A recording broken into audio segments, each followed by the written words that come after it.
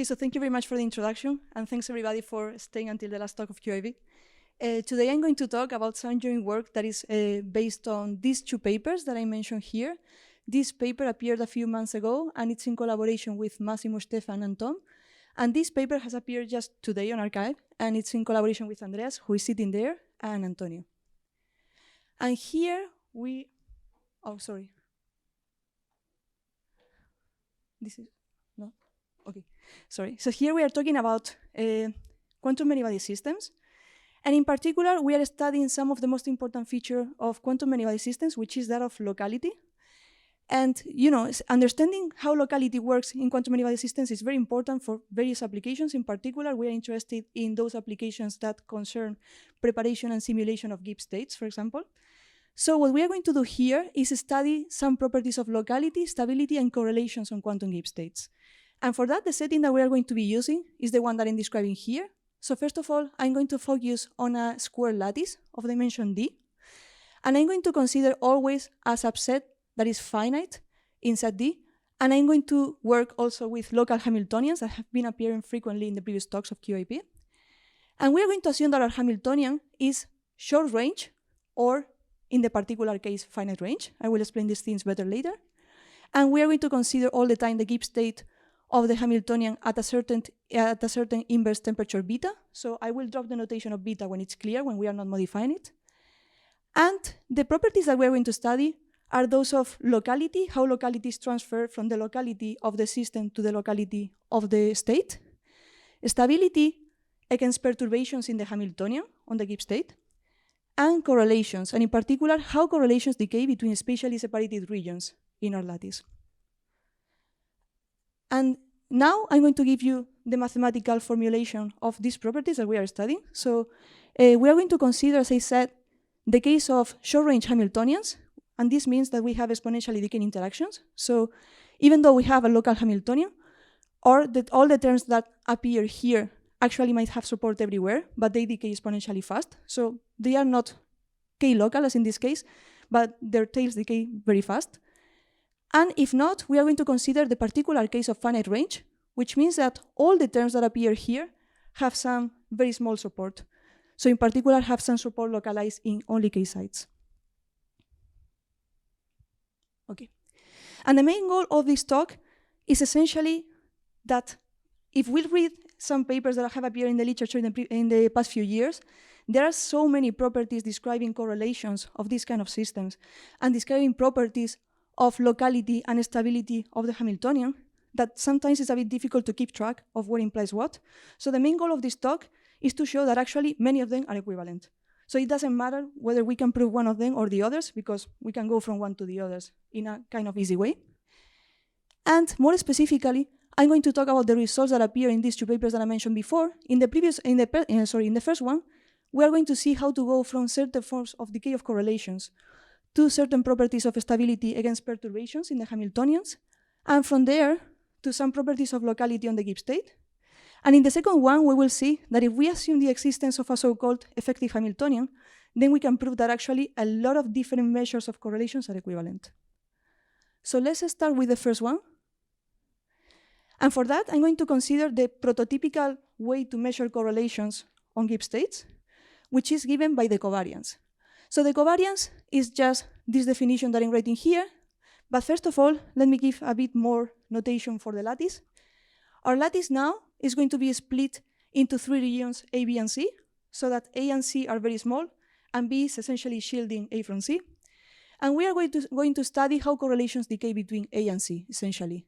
So this is why now we need to consider a local Hamiltonian as before. This Hamiltonian is going to be short range in general, so exponentially decaying interactions. And there's one important feature that is appearing here, which is that now we are going to consider a family of increasing Hamiltonians. So Hamiltonians defined in increasing lattices, so that each Hamiltonian reduces to the previous ones when considering the localization on the sublattice. And you will see clearly why we need this in a few minutes. But for the time being, we just define the covariance between A and C by taking an observable that lives in A, an observable that lives in C, and computing here the expectation of the product of the two observables, and comparing it with the product of the expectations of one observable and the other, and seeing how big this term is, essentially. Now we take supremum over all these observables with norm 1, and we are in particular interested in the case in which this covariance decays exponentially with the distance between A and C, because these systems are systems that are, well, that have very nice properties concerning this preparation and simulation of Gibbs states that I said before. So what we want to do essentially is show examples of systems for which this holds. And by this equation holding, what I mean is that there should be constants k and alpha, such that we have always this inequality. And the important thing here is that this inequality should be satisfied universally in lambda. And by this I mean that k and alpha can depend on many things like beta, the strength of the interaction and all these things, but they cannot depend on lambda.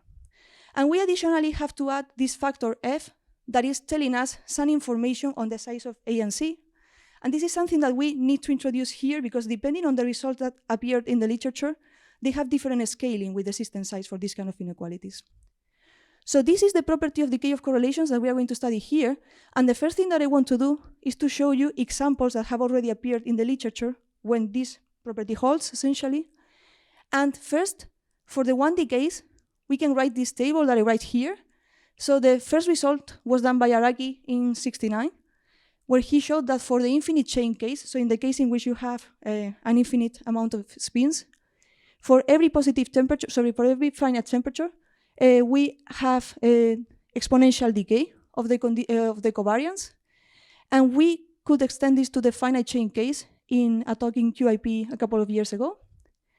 And now, if we look at the short range case, so the case of exponentially decaying interactions, this was recently proven by Pérez García and Pérez Hernández, where they showed that there's a critical temperature above which all these chains in the translation invariant case have exponential decay of the covariance. But this critical temperature has the nice feature that beta, this should be an infinity, that beta 1 reduces to infinity in the case in which the interactions reduce to the finite range case. So that means essentially that this result reduces to this one. And what we've done now is actually translate this also to the finite chain case, so that we also recover this result here. And one thing that I said before is that this f, in general, is going to give you some information of how this scales with the system size, but in 1D, this doesn't appear.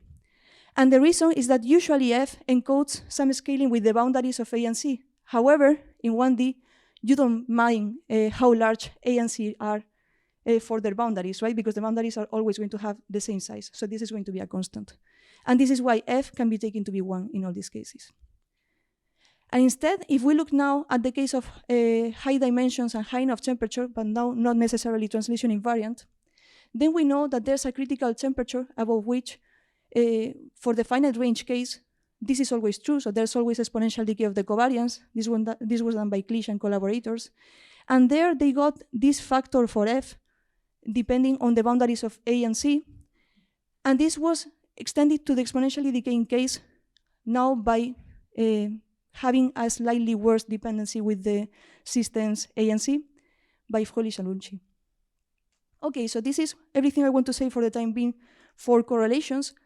But now we can look at something completely different, which is essentially how stable the states are with respect to perturbations in the Hamiltonian.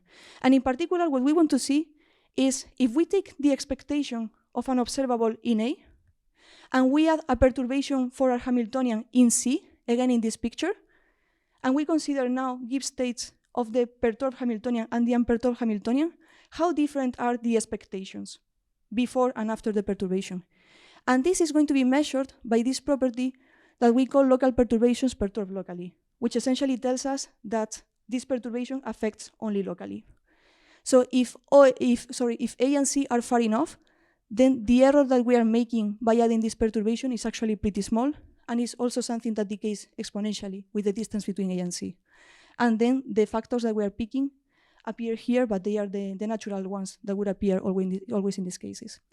And this property has not been used very frequently for Gibbs states, but it has actually appeared in many, many papers in the ground state setting in the mathematical physics community. Here I list a few of them, for example. Okay, so for the moment we have correlations and we have stability against perturbations, and now we can go to properties of locality of the Gibbs state. And locality in the Gibbs state is frequently measured by this property of local indistinguishability that was introduced by Brandao and Castoriano in another talk in QIP in 2017. And the idea now is that instead of adding a perturbation as before, what we do is look at a system with a geometry like this one. So we consider a small a, then some b that shields a from c, and c just the complement. And we take the Gibbs state everywhere, and we take an observable in A, and then we remove the interactions of the Hamiltonian that have support outside of B. And then we want to see, by removing these interactions, how much of an error we are making there. And if the error that we are making is small, in a sense, then we say that these Gibbs states are locally indistinguishable. And by locally indistinguishable, what we mean is exactly that this inequality holds. So this is something that, as I said before, was already presented by Castoriano and Brandao. And this was used for efficient preparation of Gibbs states. And it has also been used by us a couple of years ago in this talk. And also, a similar procedure has been used also by Onorati et al. In the talk that was presented by James Watson yesterday. Okay, so now I introduced these three different properties. And as I promised before, what we are showing here is essentially that they are equivalent. And it's what you can see in this diagram. So what we have shown in this paper is that if you consider short-range interactions and not necessarily commuting Hamiltonians, you can go from any of these properties to any of the others just by changing these factors a little bit, but then you have equivalence in the exponential decay in the three cases. And something similar was done before in this paper of Castoriano and Brandao, where they proved that exponential decay of the covariance implies local indistinguishability, but it was only done for finite range interactions. And the nice selling point that we have here is that we can go along the way to this property of stability against perturbations, and also that we can extend these results to exponentially decaying interactions. Sorry. And now, of course, we have shown that these three properties are equivalent, but what we know is to see when actually all of them are true. And this happens in high dimensions below a certain beta critical in the setting that we described before that was provided by Cliche and Froulis-Anulci in the short-range case. So essentially, in the conditions that they described in their papers, we have exponential decay of the covariance, and that essentially means that we have the three properties here. And in particular, if we focus now on the 1D case, on the 1D translation invariant case, what we know is that we can actually go above this beta critical that was recently provided in this paper. We can go to exponential decay of the covariance in the infinite chain, and then what we can do is reduce it to the finite chain, and again, have the equivalence between these three different properties, okay? So I'm not going to have time to go through the details of the proof, but I just want to give you the ingredients so that you know them. And the main ingredients that we are using to go from exponential decay of the covariance to local perturbations perturbed locally have to do with the so-called quantum Billy propagation that was already presented by Kuwahara yesterday in his talk. But now what we had to do was extend it to exponentially decaying interactions. And then it's also based on Lieb Robinson bounds. And in this next step, to go to local indistinguishability, we needed to use a procedure of side-by-side removal that was previously used already in this paper. So I'm going to skip the description of quantum Billy propagation, but the only thing you need to know is that it's very similar to the case of finite range interactions, and only here we can extend it to the short range interaction case just by adding a few more terms, but the philosophy is exactly the same. And then the side-by-side removal that I was describing before essentially tells us that if we want to go to a decoupling between the Hamiltonian with support in B and removing all the interactions that have support only in C, what we have to do is remove side by side. And in each of these side removals, we remove all the interactions that touch that side in particular. And by doing this, we are improving quite a lot with respect to removing all the sides at the same time. So in each of these steps, we have to use quantum Billy propagation and exponential decay of the covariance to show that the error we are making is pretty small. But this in particular means that every time we remove one of the sides, we still need to have exponential decay of the covariance. So this is why we have to assume it uniformly. This is why from the beginning I said that the constants cannot depend on the size of lambda. So The reason why we have to do this side by side was also mentioned by Kuwahara yesterday, because if you remove all the sides at the same time, you get a pretty bad scaling. And a similar idea, again, was presented by James yesterday. Okay, so with this, we can actually go to the results of the next paper. And the idea now is that, sorry, we have shown that there's equivalence between decay of the covariance, local indistinguishability, and LPPN. But now, if we focus only on the decay of correlations properties, we can show that many of them are equivalent. And in particular, we are going to deal with the covariance, the mutual information, and the mixing condition. The covariance was something that I already described. So remember that I was caring about the case in which we have exponential decay of the covariance, or something of this form. But this is usually the quickest way to measure decay of correlations on Gibbs states. Some people in quantum information, for example, prefer to use the mutual information instead, because the mutual information has some very nice operational meaning from the point of view of quantum information. And it's given by the relative entropy between the reduced state in A and C, so essentially tracing out everything that happens in B, and the product of the marginals in A and in C. And now, if we take this expression, we can also ask when we have exponential decay of this expression with the distance between A and C. And unfortunately, in this case, much less is known than in the case of the decay of the covariance. The only thing that we know for the 1D translation invariant case is something that we did a couple years ago, but only for the finite chain, of course. And now, for high dimensions and high enough temperature, there was something presented before in this paper of Kuwahara et al., but as Kuwahara mentioned yesterday, it's a bit unclear at the moment whether the results can be completely corrected after the flow. So now we have to look at all the other settings, so at the short range case, and see whether we can actually say something also in the short range case.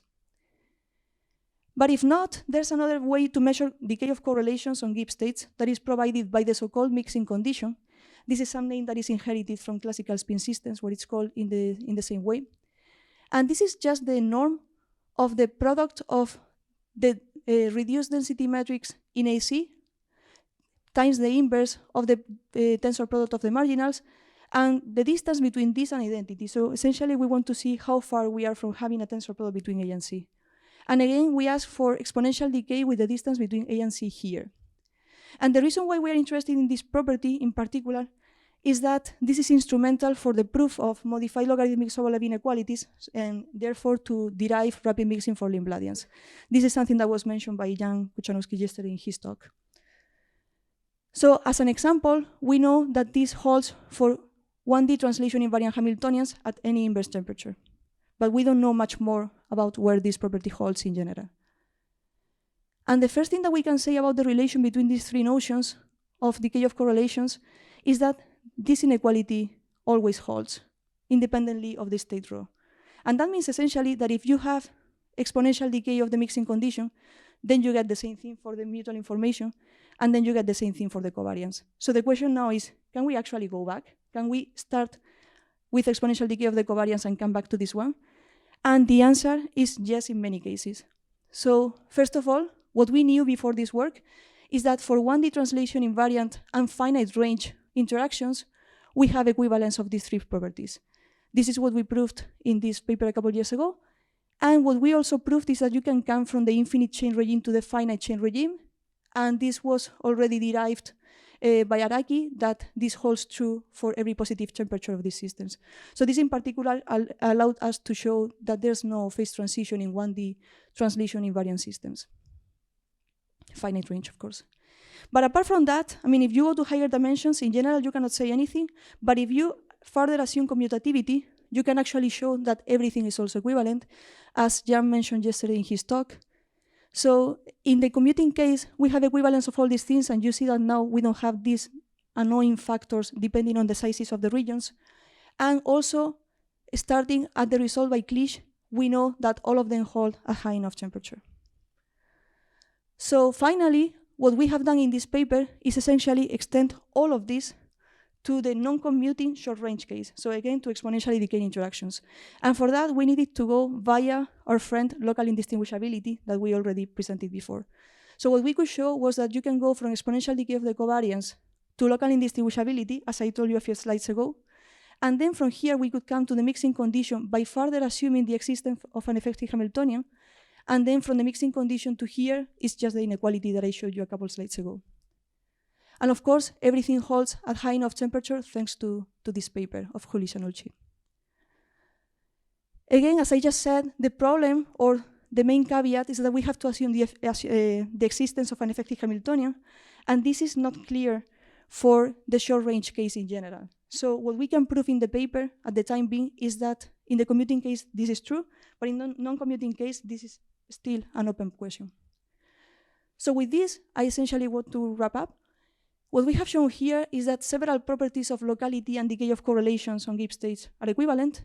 And first of all, I've told you that we can go from exponential decay of the covariance to LPPL and to local indistinguishability. And in the second part, I've told you that actually this can also be related to a few more properties of decay of correlations on these systems. And for high dimensions at high enough temperature, we have all of them. And for 1D translation invariant systems, at high enough temperature, but not so high as this one, we also have that all of them hold. So from this, of course, there are a few open questions that have to do with the existence of the effective Hamiltonian, as I just said, whether one can extend these results to long-range interactions, for example, whether we can find more applications, and one important thing, if we can extend these things to infinite dimensions, in particular the quantum belief propagation, can we prove it for infinite dimensions? And finally, can we extend the results to the ground state regime? Because I know that many people would be interested in this. So there are many more questions, and I guess I will get a few more now. So with this, I want to conclude, and thank you all for your attention.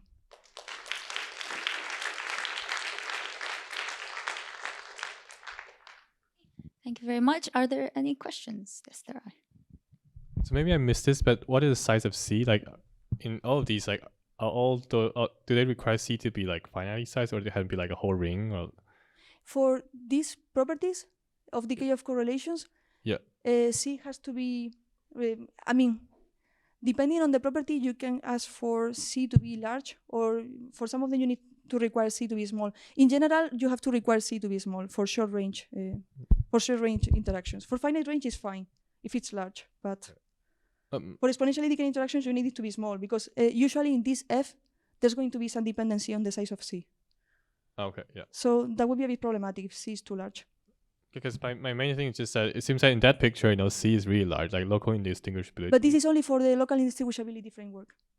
So here you really need C to be very large. Yeah, but then to come here, the problem is that C here and C here are different. Oh, okay. So the C that we take here and the C that we take here are different. The expressions are the same, but the systems where you take them are different. Okay. Thanks for the question. Thank you for the comprehensive talk. So 2 questions. One is you mentioned this LPPL was motivated from ground state studies before. Yeah. But you also have an exponential beta there. So how to connect the two? No, it's completely thank you for the question. Of course, it's motivated from there in the sense that the factor that you get depending on the perturbation is only exponential on the perturbation. And then, of course, you also get the norm of the observable that you're measuring. But it doesn't mean that this factor is exactly the same. Of course, in that case, beta doesn't appear. It's something different. So the property is very similar in spirit, but it's not that you can directly reduce one to the other. I see. Yes. So the second question is that it's nice to know the equivalence of all these 3 conditions. But for a given system, if you want to prove the exponential decay of anything, how do you do that? Depends on the system. That's a very good question. So which one turns out to be a bit easier to handle? So in our experience, for example, for the toric code, we know that all of them are true because the easy one to prove was this one. So this one for toric codes and quantum double model. Case. In the commuting case. Okay. Yeah, for the time being, we can only prove at low temperature some of these conditions in the commuting case. So of course, at high enough temperature, you can always use like cluster expansions or these kind of things to prove some of these properties, and this is why we have these 2 results. If you want to do it at low temperatures, for the toric code and the quantum double models, for example, this is the easy one. Well, wait, the easier one to prove. But if you want to explore some other systems like easy models, for example, this is easier to prove. So it depends very much on the description of each Hamiltonian. Okay, thank you. I don't know if this question makes sense here in this context, but does what happens to the spectral gap under local perturbations? That's a very good question. This is something we haven't precisely looked at. Mhm. So what we have only considered is the case in which the Hamiltonian with which you start has a spectral gap. And then, of course, you have exponential decay of the covariance. And then if you have this uniform exponential decay of the covariance, you can perform this equivalence. Okay. I don't know if it's strictly necessary that you assume that you have uniform spectral gap, Mhm. but I would guess that that's the case. Okay. So probably if the gap closes at some point, this is going to change. You're going to stop having exponential decay of the covariance, and Yes. therefore you're not going to be able to Yes. do this arrow. So Okay. Thanks. Thank you for the great talk. This also may be a little sidetracked, but I was wondering if you can use this kind of inequalities of correlations to show like the ground state of the Heisenberg model in a 2D square lattice, for example, being the nail state, because that is so. Although that's a spontaneous symmetry broken state, in some sense, like in condensed matter physics, it's more like the lack of VBS ordering, which is a discrete symmetry broken state. So in that sense, maybe we can, I was thinking, like, is it possible to use these kind of things to rigorously prove that kind of stuff? it would be really great. It would be really great. So that's something that we are looking into. I mean, not that particular model, but more in more generality. And of course, I mean, in many of these arrows, we are using this quantum Billy propagation that I said before, no, the one that we derive now for the short range case. And it's really problematic when you try to prove it for the ground state case. Oh, sorry. Because, well, it's full of betas, right? I see. So Okay. that means that when you really start from this expression and you try to derive everything for the ground state case, there are so many singularities everywhere that it's very difficult to deal with that. But that's something that we are looking into, because of course there are some expansions that let you expand a few of the terms that appear here for very low temperatures, and then we are looking into that to see if we would be able to translate that to the ground state case. But I cannot say anything about that for the moment. I think it's a great question, yeah. Great, thanks. Hi, I'm curious about the 1D critical beta 1 for short range interactions. So like this seems to be like qualitatively different to the finite range case. So do you think it's physical or it's just from technical? You mean the beta one? Yeah. Actually, this is something that appeared in the paper. Sorry. Okay, I don't know. Oh, here. This is something that I don't know why this is jumping. Okay. This is something that appeared in this paper. So it's something that if you follow their proof, you see that at some point they need to assume this requirement because, of course, I mean, they get several sums that have to be convergent. And if beta goes too large, these sums stop being convergent. So in that case, I'm not 100% sure if it's only an artifact of their proof or if it's something that could be removed. I would guess what you say. I mean, okay, I'm not an expert on that, but my impression is that short-range systems and finite-range systems are very much alike. So I would guess that this beta one is only an artifact of the proofs. Thank you. I would assume that probably you could waive that, but of course you need to be able to prove that analytically, and that's not possible for the moment with the techniques that we have. Great. And I'd like to thank the speaker very much again, and thank you all for coming to the conference. And you're free now, so.